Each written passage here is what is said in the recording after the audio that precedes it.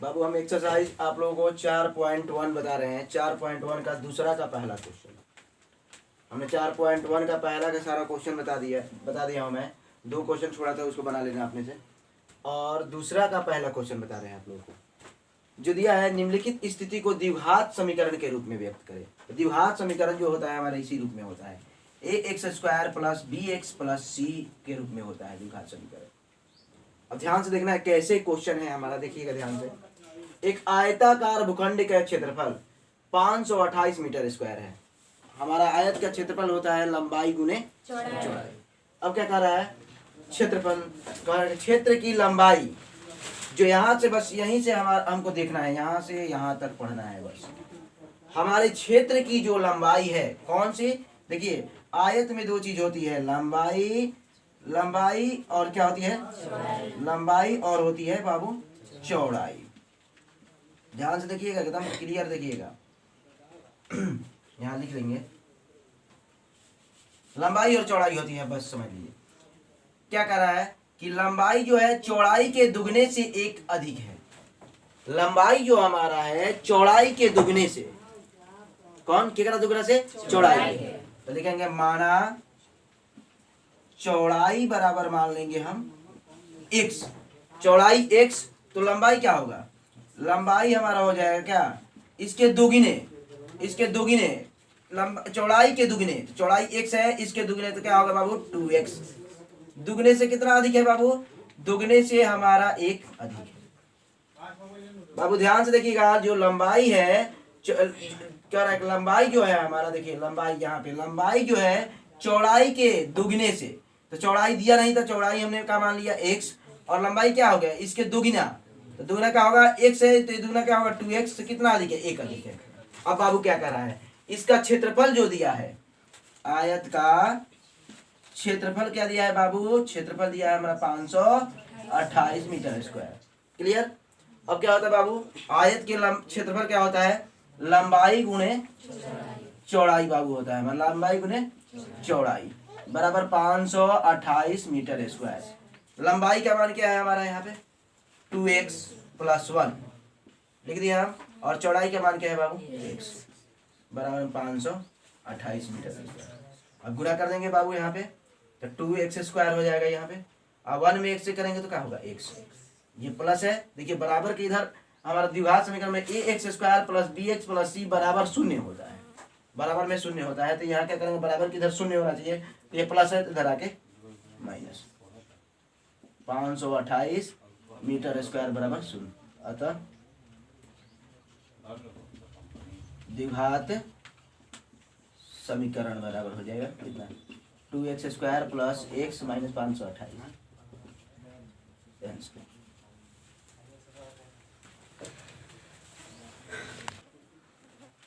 बाबू दूसरा क्वेश्चन का बा, 2 क्रमागत धनात्मक संख्या धनात्मक पूर्णांकों का गुणनफल 306 है। 2 क्रमागत मतलब क्या होता है, लगातार। तो बाबू ध्यान से देखिएगा, लगातार 2 क्रमागत यानी कि 2 लगातार संख्या। तो हमारा पहला तो संख्या दिया नहीं है, तो लिखेंगे माना 2 क्रमागत संख्या बराबर क्या होगा बाबू, पहला होगा x और दूसरा x प्लस 1।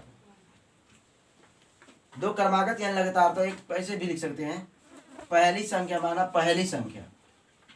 पहली संख्या बराबर हमारा होगा x, और दूसरी संख्या क्या होगा, दूसरी संख्या जो है बाबू x प्लस 1। क्रमागत का मतलब लगातार, अगर एक x माने तो एक x प्लस 1 होगा। बाबू ध्यान से देखिएगा, अब प्रश्न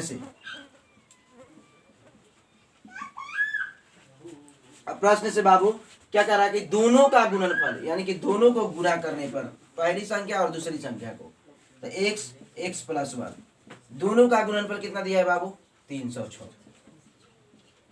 गुणा करेंगे तो x², 1 में 1 से करेंगे तो क्या होगा x, ये प्लस है तो इधर आके,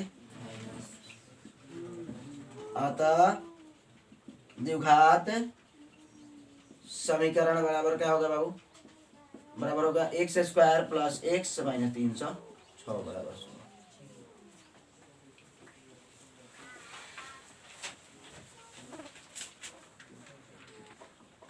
ध्यान देखिएगा बाबू, क्वेश्चन नंबर 3 है, दूसरा का तीसरा क्वेश्चन है बाबू, देख लीजिए कैसे क्वेश्चन कर रहे हैं हमारा। रोहन की माँ उससे 26 वर्ष बड़ी है। रोहन की जो माँ है उससे 26 वर्ष बड़ी है। तो पहले तो रोहन की उम्र मानेंगे और उसके बाद उसकी माँ की उम्र मानेंगे। तो माना रोहन की वर्तमान आयु हो गया बाबू x।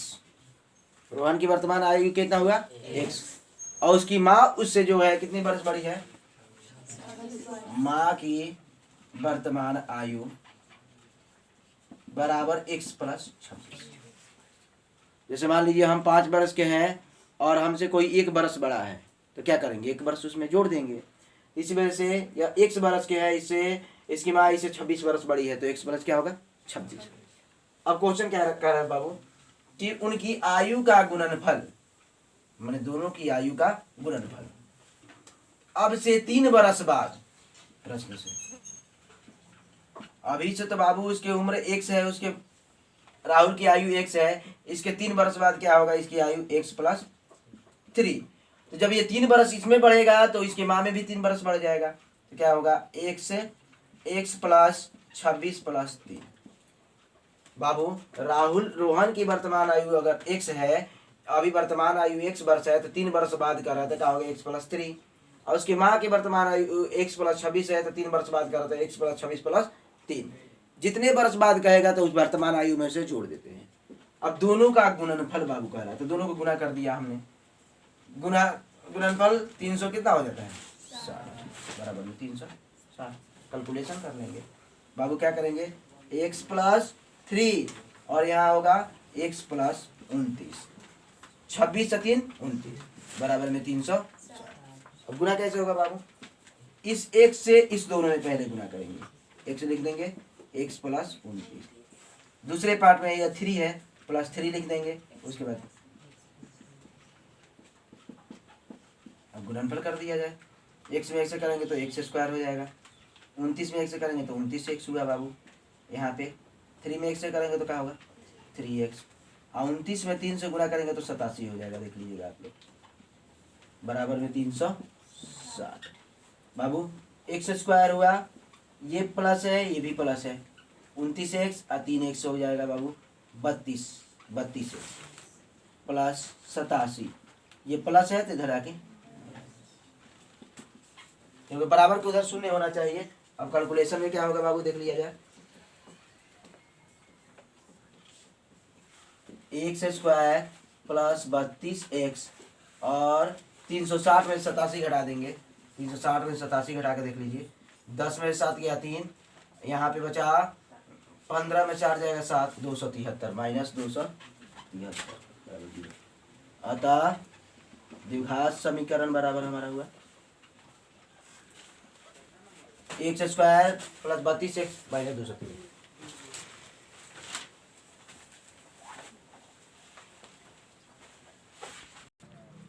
ध्यान देखिए बाबू, एक रेलगाड़ी 480 किलोमीटर की दूरी समान चाल से तय करती है।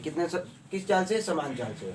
यदि इनकी चाल 8 किलोमीटर प्रति घंटा कम कर दी जाए तो वह उसी दूरी को तय करने में 3 घंटे अधिक लगाती है। तो बाबू हमारा दूरी क्या दिया है 480 किलोमीटर। तो माना रेलगाड़ी की समान चाल क्या मान लेंगे बाबू x। हम एक फार्मूला बता रहे हैं आप लोगों को, समय बराबर दूरी बटे 4। ध्यान से देखिएगा बाबू, अब दूरी कितना प्रश्न से लिखेंगे, दूरी हमारा कितना है बाबू 480 किलोमीटर लिख देंगे बाबू। उसके बाद बट्टे में चाल होता है, तो चाल में कितना कम करने के लिए कहा, 8 किलोमीटर कम करने के लिए कह रहे हैं। तो पहले चाल था x, तो 8 कम कर दिया तो x माइनस 8। सामान्य चाल इतने ही दूरी, सामान्य चाल से, तो सामान्य चाल क्या है हमारा x है। दोनों में डिफरेंट कितने का है बाबू, दोनों में डिफरेंट है हमारे 3 घंटा। समय हमारा हुआ 3 घंटा। लघुत्तम निकाल लेंगे, प्लस वाला होता तो चाल यहाँ पे लिखते हैं, माइनस प्लस वाला यहाँ लिखते हैं और माइनस वाला पहले लिख देते हैं। तो बाबू लघुत्तम क्या होगा x माइनस 8 इंटू एक्स, इससे ये खत्म, इसमें इससे गुना करेंगे तो 480x। बाबू इससे ये खत्म हो गया, x खत्म हुआ, तो -480 में किससे गुणा करेंगे, x माइनस 8 बराबर में।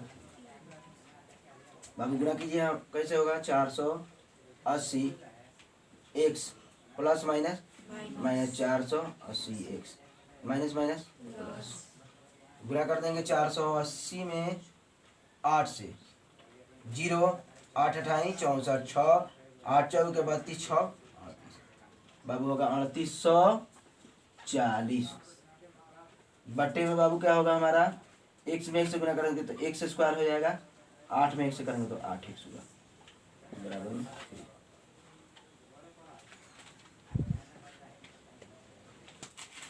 यहाँ बाबू देख लीजिए कैसे हुआ है, यहाँ 480 प्लस में यहाँ माइनस में, तो खत्म हो गया बाबू, 3840 बचा, तो 3840 बटे में x स्क्वायर माइनस 8x। अब तिरछा तिरछी गुणा किए हैं, भाग है तो इधर इधर इसे क्रॉस करेंगे, इसमें इससे गुणा हुआ, इसमें इससे गुणा हुआ, क्रॉस होगा तो 300 गुणा होगा बाबू, ये 3840 में 1 से गुणा का होगा तो 3840 हुआ, 3 से इसे कटा देंगे तो x स्क्वायर माइनस 8x, ये प्लस है तो माइनस हो जाएगा, तो द्विघात समीकरण का मान हमारा